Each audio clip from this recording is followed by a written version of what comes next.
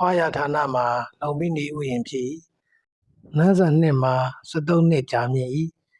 ဘုရားအကြောင်းဗုဒ္ဓဝင်အချင်းမြတ်စွာဘုရား၏လူအမည်မှာတိဋ္ဌထဖြစ်၏ဘုရား၏ဘွဲ့တော်မှာဂေါတမဖြစ်၏မိဘအမည်မှာတုတ်ဒေါရဏမင်းနှင့်တိရိမဟာမာယာဒေဝီဖြစ်၏ကျင်ဟာတော်မှာယသောတရာဗဒ္ဒကိဉ္စနာဖြစ်၏ရင်သွေးတော်မှာရာဟုလာဖြစ်၏ရောက်ဘတော်မှာဒေဝဒတ်ဖြစ်၏မိသွေးတော်မှာ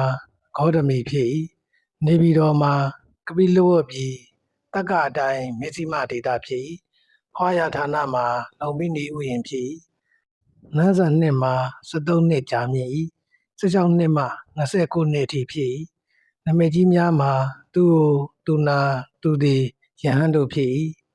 ဗျာဒိတ်ခံယူသောဘဝမှာသူမိတာယတိဘဝဖြစ်၏ဗျာဒိတ်ခံယူသောနေ့မှာကစုံလာပြည့်နေ့ဖြစ်၏ဗျာဒိတ်ပေးသောဘုရားမှာဒီပင်ကရာမြတ်စွာဘုရားဖြစ်၏ပါရမီဖြည့်ဘက်မှာသူမိတာမျိုးသမီးယသောဒရာအလောင်းဖြစ်၏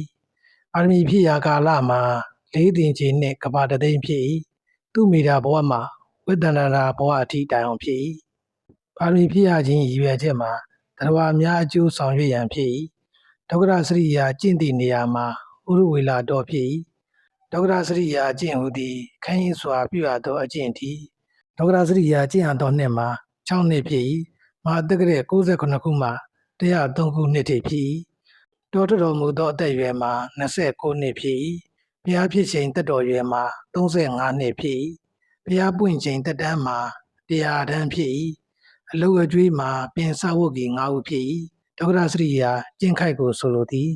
ပင်စဝတ်ကြီး9ဦးအမည်မှာကွန်တင်ညဝဘပတိယမဟာနံအတ္တစီတို့ဖြစ်၏တရားဟုစဟောသည့်နေရာမှာဗာရာဏသီပြည်မိဂဒဝန်တော်ဖြစ်၏ပထမဦးဆုံးတာဝကမှာပင်စဝတ်ကြီး9ဦးဖြစ်၏နောက်ဆုံးတာဝကမှာသူပရပရပိုက်ဖြစ်၏လက်ရယံအကတာဝကမှာရှင်သာရိပုတ္တရာဖြစ်၏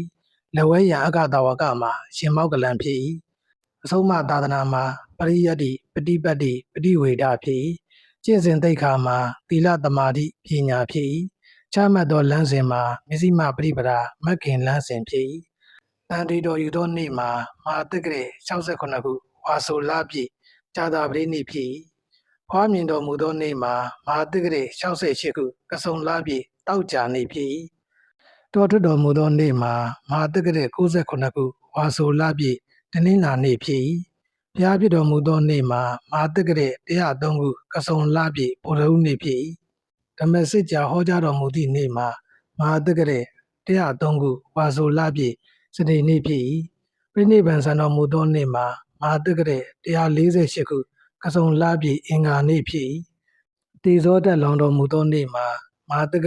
ရာ148ခုကစုံလဆုပ်12ရက်တနင်္ဂနွေနေ့ဖြစ်လေ၏